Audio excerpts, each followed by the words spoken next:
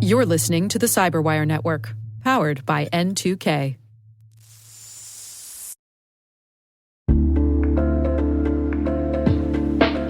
This episode is supported by Black Hat USA.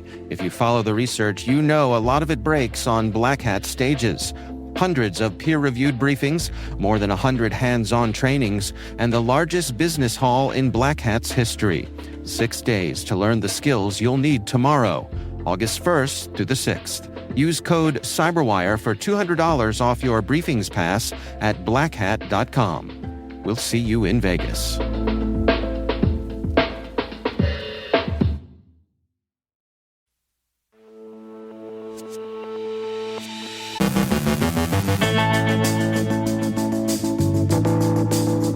The U.S. restores exports of Anthropic's most advanced AI models. Adobe and Citrix rush out critical patches. RustDuck emerges as a fast-evolving DDoS threat. The gentlemen raise the stakes with a new EDR-killing exploit. Rocket Lab bets big on Iridium. Researchers unveil browser-only ransomware. New Zealand faces questions about its cyber readiness. Iran's long-running cyber espionage campaign is back in the spotlight. Our guest is Donald Codling, discussing the importance of tying security by design to psychological safety and digital trust. And VIP backstage access, courtesy of Claude.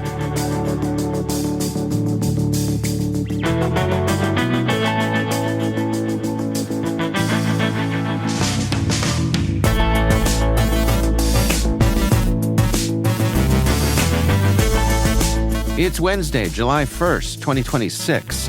I'm Dave Bittner, and this is your CyberWire Intel Briefing.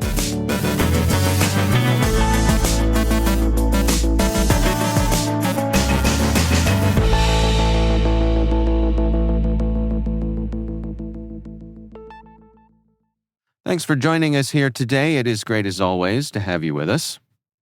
The U.S. government has lifted export restrictions on Anthropic's most advanced AI models, Claude Fable 5 and Mythos 5, allowing the company to restore access beginning Wednesday. The models were suspended on June 12th, just days after their release, over national security concerns that they could be used to identify and exploit software vulnerabilities. In a letter, Commerce Secretary Howard Lutnick said the restrictions were removed after Anthropic agreed to proactively detect and address security risks, collaborate with the government on future AI releases, and report malicious activity. The Commerce Department said it could reimpose restrictions if necessary. Anthropic had previously argued officials had not identified specific concerns, saying the government's decision appeared to stem from a potential method of jailbreaking Fable 5 rather than broader security flaws. Adobe has released security updates addressing 7 maximum severity vulnerabilities affecting its Cold Fusion web application platform and Campaign Classic marketing software. The flaws, all rated high priority because they're considered at elevated risk of exploitation, can be abused in low-complexity attacks without user interaction. 6 vulnerabilities in Cold Fusion could allow attackers to execute remote code on unpatched systems, while a separate flaw in on-premises Campaign Classic deployments could enable arbitrary code execution. Adobe says it is not aware of any active exploitation, but urges customers to apply the updates within 72 hours. The company also announced it will move from monthly to twice-monthly security bulletins starting July 14th, while continuing to issue emergency patches for actively exploited zero-day vulnerabilities when needed. Researchers at Tianjin's X-Lab are tracking RustDuck, an emerging distributed denial-of-service botnet that is rapidly evolving from C to Rust, making it more resistant to analysis and detection. Since February, the malware has targeted routers, cameras, Android devices, and exposed servers by exploiting weak credentials and numerous known vulnerabilities. RustDuck uses sophisticated anti-analysis techniques, including sandbox and debugger detection, and encrypts communications with modern cryptographic protocols to evade monitoring. Although still smaller than major botnets, researchers say its rapid technical evolution makes it a growing threat. Once installed, RustDuck can launch DDoS attacks, update itself, and rotate command and control infrastructure. XLab recommends securing internet-facing devices, disabling unnecessary remote access, replacing unsupported hardware, and monitoring for known indicators of compromise. Citrix has released security updates for NetScaler ADC and NetScaler Gateway, addressing 6 vulnerabilities, including the HTTP2 bomb denial of service flaw and 4 high-severity memory-related bugs. Researchers at Watchtower warn that the latest in the Citrix Bleed family is particularly concerning because it could leak sensitive memory and potentially enable full device compromise under specific conditions. Citrix advises organizations using affected self-managed NetScaler deployments to apply the updates promptly and review whether vulnerable features are enabled.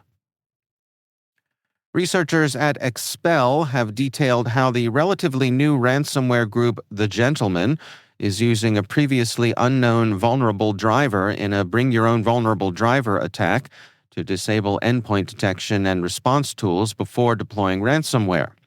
During an April incident, the group exploited a zero-day flaw in Contron's Katapi.sys driver to gain kernel-level access, bypass Windows security protections, and terminate protected security processes from vendors including Microsoft, SentinelOne, Palo Alto Networks, and ESET. Researchers say the group's exploit chains together advanced techniques to evade modern defenses, highlighting an increasingly sophisticated approach to ransomware operations. Expel recommends enabling Windows Defender application control, virtualization-based security, vulnerable driver block lists, and Microsoft's newer cross-signing protections to reduce BYOVD risks, while continuing to monitor for vulnerable drivers that may be abused in future attacks. Rocket Lab is making one of the biggest bets in the commercial space industry yet, with plans to acquire satellite communication provider Iridium in an $8 billion deal. If it goes through, the combined company would build, launch, and operate its own satellite networks, a move that could reshape competition in space-based communications. Our own Maria Vermazos joins us with what the deal means and why security and resilience are part of the story. Thank you, Dave. Rocket Lab, which is widely viewed as the leading challenger to SpaceX in the global launch market, says that it plans to acquire satellite communications provider Iridium Communications in a transaction valued at approximately $8 billion. The deal would combine Rocket Lab's launch services and satellite manufacturing business with Iridium's low Earth orbit communications network, globally coordinated L-band spectrum, and customer base that spans government, defense, aviation, maritime, and industrial sectors. The acquisition also would move Rocket Lab closer to SpaceX's vertically integrated model, where a company can build satellites, launch them, and operate communications services on orbit. Now, Iridium's network supports connectivity in remote and contested environments and provides an alternative positioning, navigation, and timing capability for situations where GPS signals may be degraded, jammed, or unavailable. The two companies say that should the deal be finalized in 2027, the acquisition would accelerate development of next-generation services, including direct-to-device communications and expanded government and national security applications. As governments and critical industries become more dependent on space-based networks, these systems are increasingly being viewed as essential infrastructure. For the CyberWire Daily, I'm Maria Varmazes from T-Minus Space Cyber Briefing. Back to you, Dave. That is our own Maria Vermazes. Checkpoint researchers have demonstrated a proof-of-concept browser-only ransomware attack that encrypts files entirely within a Chromium browser using the legitimate File System Access API without malware, exploits, or downloaded executables. The technique relies on users granting a website permission to access local folders, allowing malicious code running in a browser tab to overwrite files while evading traditional endpoint detection that focuses on files and processes. Researchers noted the initial concept was inspired by AI-generated code, though they developed the working proof of concept themselves. The attack has not been observed in real-world campaigns and affects Chromium-based browsers such as Chrome, Edge, and Brave, but not Firefox or Safari. Check Point recommends restricting browser file system permissions through enterprise policies, monitoring for mass file modifications, educating users about folder access prompts, and maintaining offline or versioned backups. A New Zealand cybersecurity expert is warning the country is not prepared for a national cyber emergency following a series of significant breaches affecting the healthcare sector.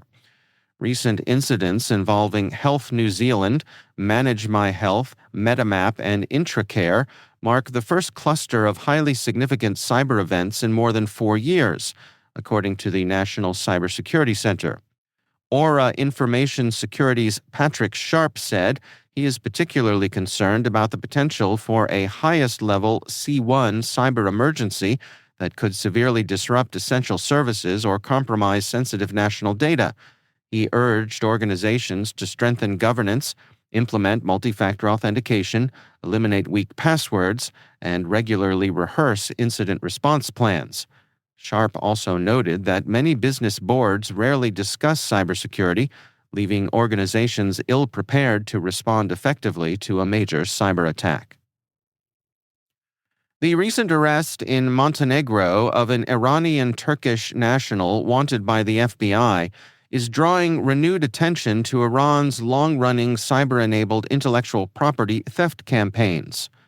According to the latest reporting from Kim Zetter, authorities allege the suspect conducted attacks beginning in 2013 against more than 150 U.S. universities and other organizations on behalf of Iran's Islamic Revolutionary Guard Corps, causing an estimated $3.4 billion in damages. The case echoes a 2018 U.S. indictment against members of the Iran-based Mabna Institute, accused of hacking hundreds of universities, government agencies, companies, and the United Nations to steal academic research and trade secrets. Prosecutors say the group compromised thousands of academic accounts through spear phishing, ultimately stealing more than 31 terabytes of data. Researchers note Iran's sustained focus on academic and technological espionage resembles China's economic espionage campaigns, though Iran's operations are generally considered less mature and sophisticated.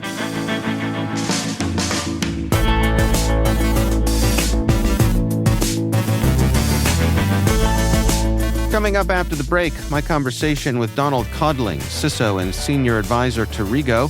We're discussing the importance of tying security by design to psychological safety and digital trust. And VIP backstage access, courtesy of Claude.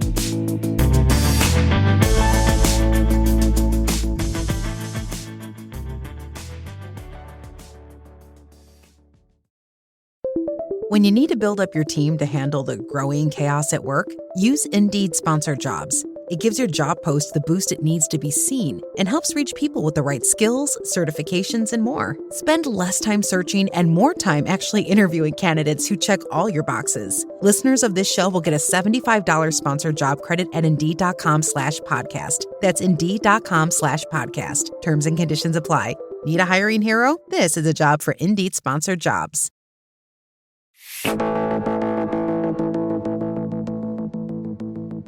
Donald Codling is CISO and Senior Advisor to REGO on cybersecurity and data privacy matters.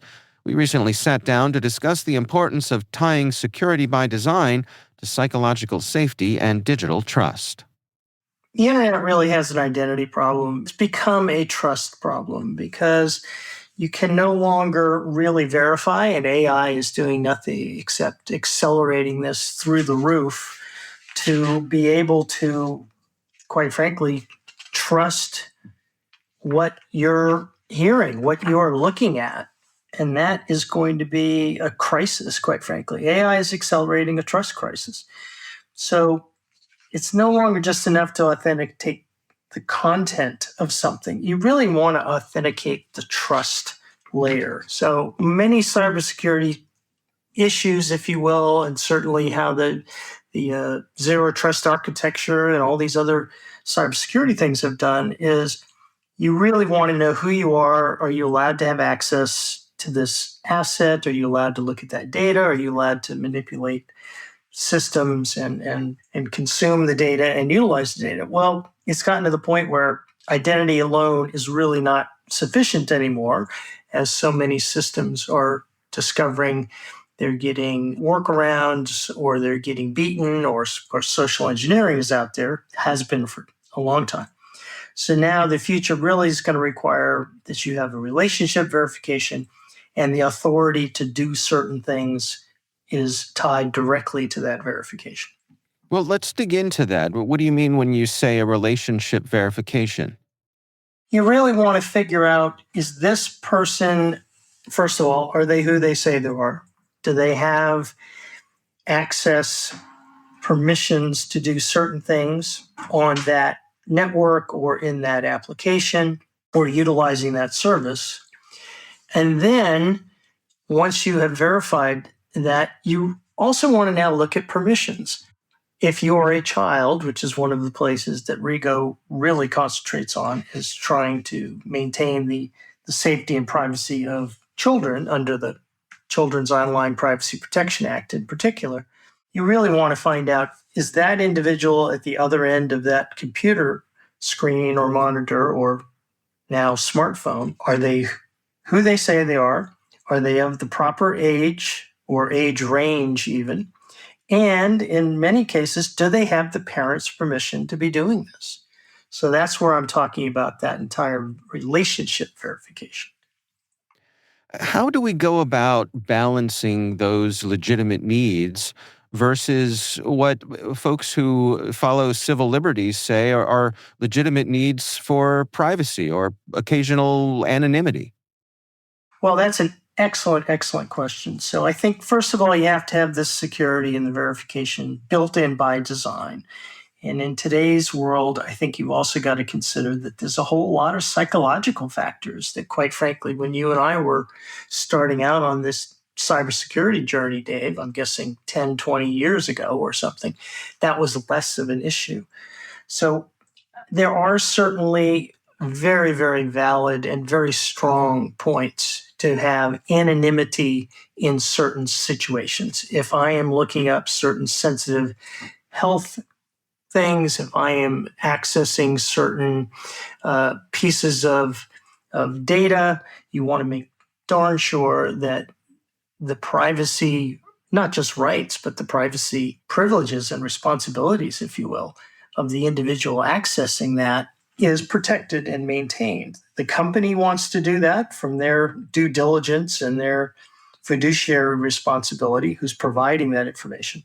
And then the consumer would like to know that that stuff has been protected. That's incredibly important. But I would venture to say that that's maybe 1%, 2%, 3% of the situations that are out there where somebody is going to be looking at something super, super sensitive, and you have to be able to have some anonymity. I think, unfortunately, the criminal element, people that I certainly dealt with for decades, have exploited that, and they have hidden in the cracks, and sometimes not even hidden very well because they didn't necessarily have to, that they could exploit this anonymity and lack of end user. When you look at some cybersecurity basics of identity and access management, when you are a company and you're trying to figure out who's going on to your machines, that's a very, very foundational core of cybersecurity. And I would say in today's world, child safety and the elderly are at the opposite end of the age spectrum, but they're having the exact same kind of security problems, where you've got people who are being exploited. The exploitation of trust is hitting both of those segments of our population very, very severely. I really don't want, if I am a company, to allow bad actors to be hiding behind anonymity if they're coming onto my service to use it for something like a financial transaction, which is what REGO is all about. It's a financial transaction. But more importantly, in a broader sense, I think there's been this terrible exploitation of anonymity has eroded trust in so many, many ways. So I think one of the reasons you're seeing so many issues in front of the US Congress right now, and certainly within the European Union, our neighbors to the north, Canada, is having similar kind of discussions now about age appropriateness and age verification and all those sorts of things. I think it really gets all the way back to trust. Are you, the individual at the other end of that keyboard or smartphone, are you able to be looking at this stuff? Are you allowed to look at this stuff? If you're a 12-year-old, I think the allowed is pretty important because you like to have some parental control. Elderly aunt, who just passed away recently, kept thinking, I'm so glad she didn't have a computer, Dave, because there would have been just hordes of people. It was bad enough with the telephones, people trying to convince her to send them money. Yeah. I'm curious, given that we're in this moment where I think it's safe to say that, well, as you pointed out, trust is eroding thanks to things like deepfakes. How do you propose that we come at this? What do you imagine is a workable solution? I think a whole lot of it, like if you had to look in the future, I think you've got to have a system, a platform that's going to look at relationship verification, the authority verification. Authority in this case is, are you the individual who should be accessing that? Consent verification, depending on what end of the spectrum you're at. If you're the elderly parent, and let's say you, Dave, have a power of attorney because your parents are elderly and maybe they've been already victim of financial fraud or something, you'd like to be able to monitor that, for lack of a better term, to try to prevent some of those frauds from occurring. That really super comes down to trust verification. And how is that achievable online? That is a fabulous, fabulous question. Again, without going into the history of the internet, which I'm sure you're probably more capable of talking about. Trust was never imagined when the internet was built. The folks who started the internet basically said we couldn't imagine anyone at one end of the node attacking somebody at the other end of the node. We just never envisioned that. So the architecture of the internet was never built to be secure. Now, what society has done is put all kinds of information and sensitive sorts of things online onto a platform that was really never built to do all of that. So I think this is where people like you and I, Dave, may look towards financial institutions, because are they going to become the trusted infrastructure layer? They already have to operate with know your customer kind of frameworks. They already have a lot of regulatory compliance. They are very good at identity verification. Even they are having to bump their game up for their fraud prevention systems. But they could be, this is just as a thought, they could be the kind of folks who could provide trust within some sort of an architecture, within some sort of a network. Yeah, I mean, that's really that's the $1 million question, right? Is who do you trust these days in your day-to-day comings and goings? What organizations already have your trust? Yes, that's an excellent point, Dave. And who already has your trust? And some of them, I mean, let's be brutally honest.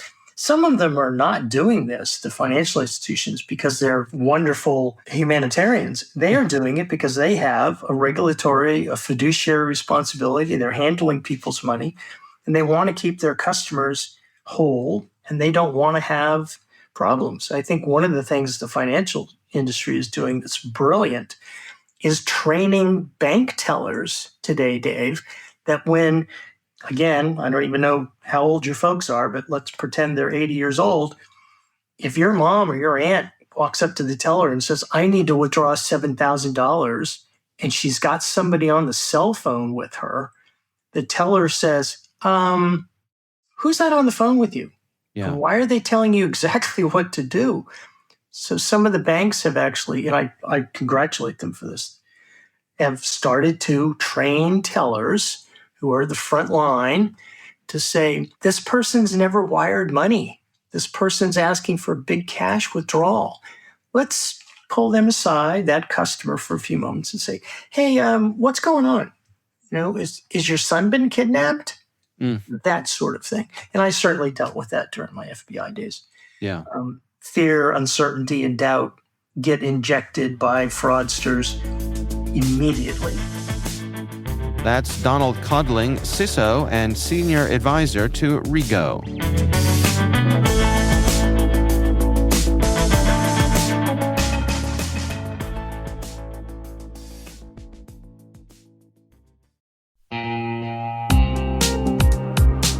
What happens when AI agents gain access to the same systems, applications, and credentials as your employees? According to Arvind Nithrakashayap, CTO and co-founder of Rubrik, that reality is already here. As AI agents proliferate across enterprise environments, organizations face a growing challenge. How do you govern systems that operate at machine speed?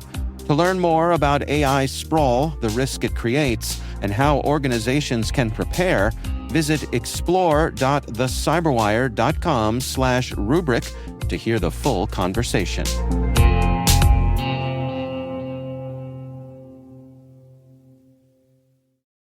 Heat up your 4th of July at the Home Depot with our wide variety of grills under $300 and make every gathering one to remember.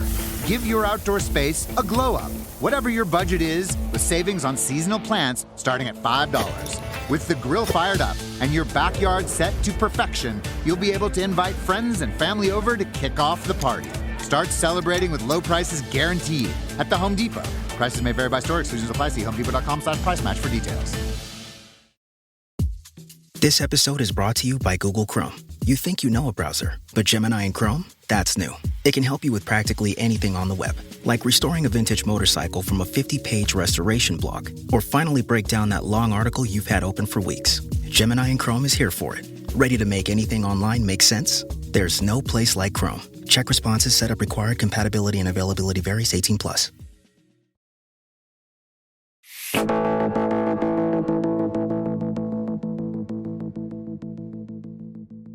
And finally, security researcher Ian Carroll set out looking for music festival tickets and instead stumbled into what amounted to an all-access backstage pass to Front Gate Tickets backend. With help from Anthropic's Claude Opus 4.7, Carroll bypassed a web application firewall, exploited a SQL injection flaw, and gained super admin privileges, giving him the ability to view customer and staff records and, in theory, issue unlimited VIP tickets to events like Bonnaroo, Lollapalooza, and South by Southwest.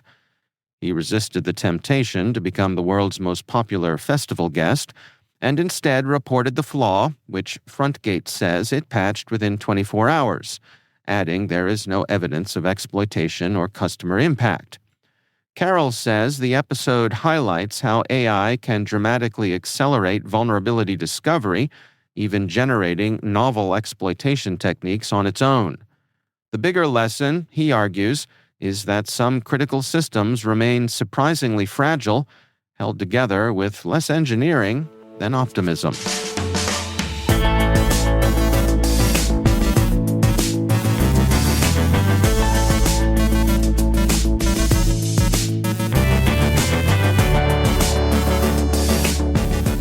And that's the CyberWire. For links to all of today's stories, check out our daily briefing at thecyberwire.com.